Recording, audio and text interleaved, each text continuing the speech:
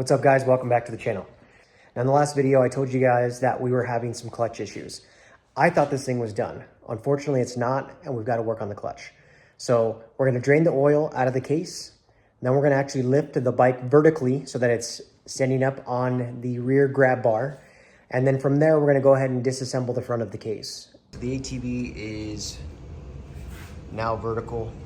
We're gonna go ahead and remove the oil cooler lines, followed by the front of the case.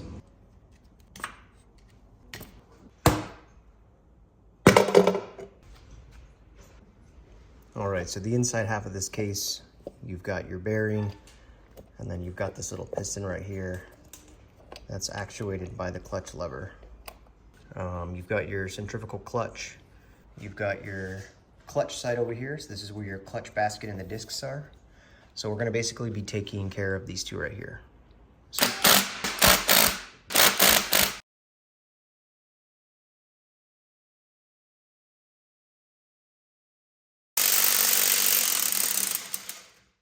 this is reverse threaded, so you're gonna basically drive it clockwise to unscrew it up. If you try to do the normal, I guess reversal, so if you're going counterclockwise, if you go this way, you're going to tighten it. So by going that way, it's actually going down. You need to do it clockwise in order to pull it up. Second thing I did, because this outer assembly will rotate and this inner assembly will rotate. So even if you somehow grasp this or even the gears down below, the inner assembly is still gonna spin. So I took one of the 10mm bolts that will go on the top hat cover right here. The gasket is what they call it. I screwed it down, not all the way. And then I used my seal puller and I basically just hooked it and held it with my left hand while the right hand used the gun to reverse. That allows this to basically stay as stationary as possible. It's still gonna move a little bit, but with your left arm holding it, you're gonna be able to stop its movement. And then from there, the nut is able to come up. Before we remove the centrifugal clutch, I wanna actually remove the staked nut that's holding down this clutch basket. In order to do that, we have to remove this bearing. So that just comes off. You just simply stick your finger in there, comes out like this. Make sure you take photos of how this goes in or just watch this video. This is the top side, this is the back side. So what we're gonna do next is we're gonna go ahead and remove the springs. We're gonna remove the bolts as well as this upper plate here.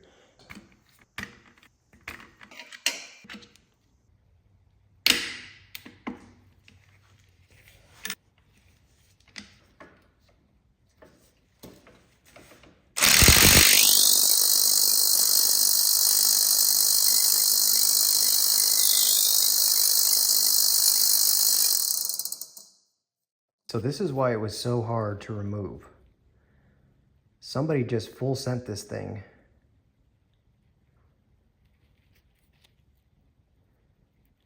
And completely mangled up this nut. Sent it all the way to the bottom, and that's why it wouldn't come off. We're gonna take this apart and see if I have anything that can cut into those and make new threads. So I went ahead and loosened up this assembly right here. The service manual is going to tell you that it requires a specific tool to remove this. I took this pry bar and essentially just sat it on the top of this surface right here and just applied a little bit of pressure with my left arm, downward pressure. And then with the opposite hand, I just hit the bottom of this with my dead blow. And just remember that in order to take it off, on that clutch basket, there's this recess right here. While the rest of it is round, this is inset so that you can pull off that assembly, like so. This assembly here, you've got the washer on the bottom. This piece right here, mine essentially just fell out, but you've got this piece that sits into the one-way bearing, which is this guy right here. The upper washer sits right here. Take that as well. Basically it. So I'm gonna go ahead and replace this centrifugal clutch.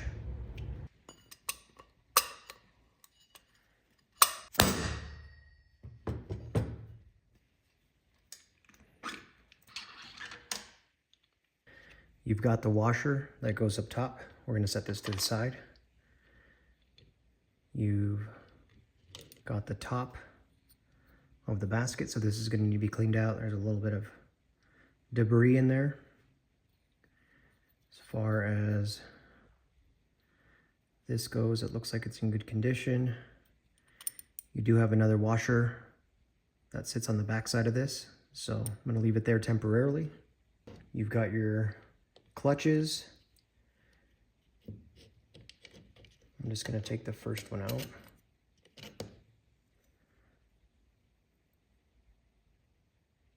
So if you look at the material that's left, if you kind of look at the thickness of it, there's not very much left there. On top of that, you can see the sides of these ones look like a normal metallic color, but if you look at some of these other clutches, and they are burnt to a crisp. So I had mentioned before, these broke off, or they sheared off from the amount of force that was applied in order to get that bolt off. So we're just going to set those there. That's the pressure plate. I'm going to remove this entire assembly, and we're going to leave these stacked together so that when I go to assemble it again, I know exactly how it goes. Take a look at this guy right here. Looks to be in reasonable shape. This will need to be cleaned out again. Backside of it looks good. All these teeth look like they're in good shape. That's that assembly. Let's go ahead and get the new clutches, and we'll reassemble this right in front of you guys. Make sure when you're putting the clutches in the metal rings, see how on this there's teeth? When you're putting in those rings also have teeth. So make sure that you're lining those up. If you have it off to the side, when you go to put this guy on, it's not going to line up. Okay, so make sure those metal teeth are lining up as you're putting this all together.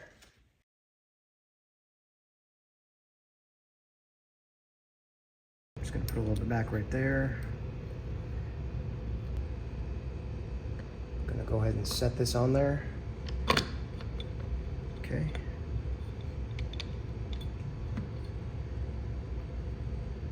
Should be it. Okay, we're gonna leave this here, and then we're gonna go take a look at that shaft. As far as this shaft goes, I mean, you can see it's pretty mangled here at the top. The threads are the worst.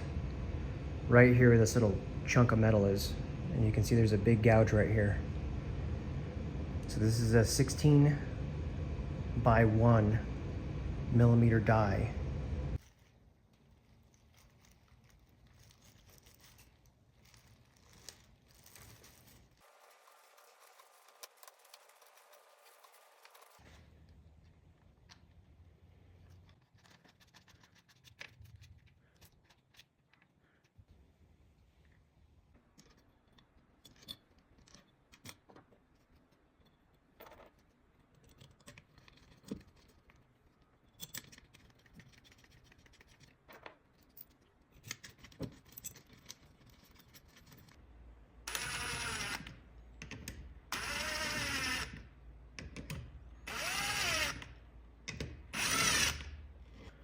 For a service manual, so I've got the torque gauge up, and see if I can give you guys a shot. I gotta hold this thing tight.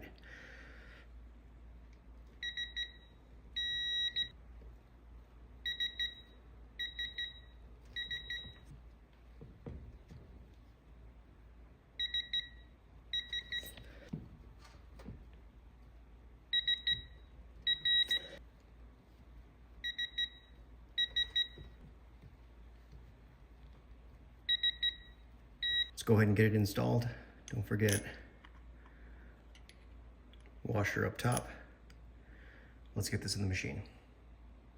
And you're essentially just gonna slide it on and kind of rotate it until these match up with the splines on the inside.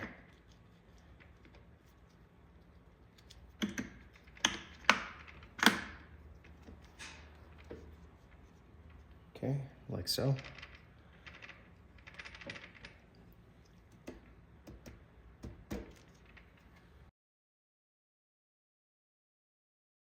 We're going to go ahead and slip this entire assembly onto the shaft.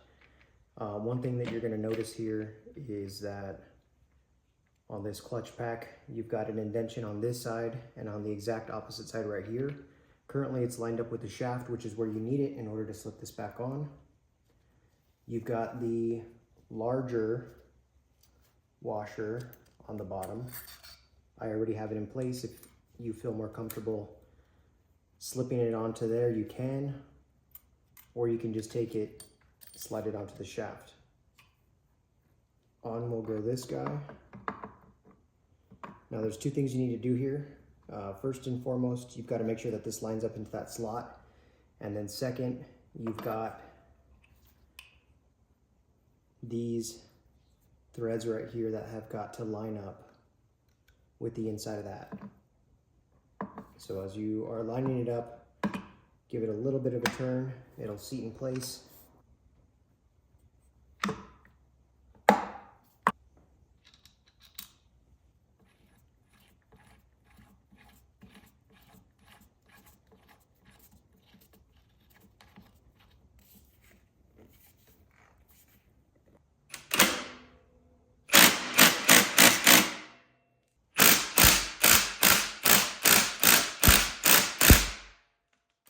Make sure to put this bearing. There's two ways that this can go, but it really only sits one way in this little housing here. You've got this wider surface and then this smaller, narrower surface. The wider surface goes facing down, like so. And then this top part right here will interact with the plunger on the casing. So when you pull the clutch, the plunger will push this down and it'll engage your clutch pack.